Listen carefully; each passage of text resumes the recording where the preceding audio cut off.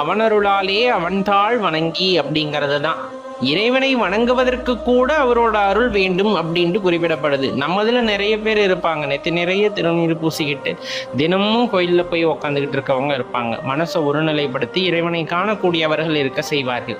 அவங்களுக்கெல்லாம் அந்த இறைவனோட பெரும் கருணையானது கிடைத்திருக்கிறது. சிவபெருமானோட பெரும் கருணையானது அவர்களை ஆட்கொண்டிருக்கிறது விஷயம் நம்ம கண்டிப்பா சொல்ல முடியும்.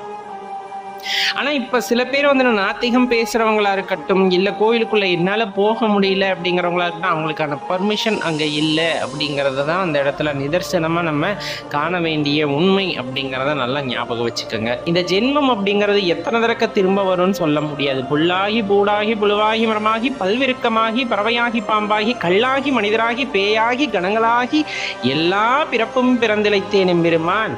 அசையும் அசையா பொருட்களாக பல பிறவிகளை எடுத்து விட்டாலும் இந்த பிறவி அப்படிங்கிறது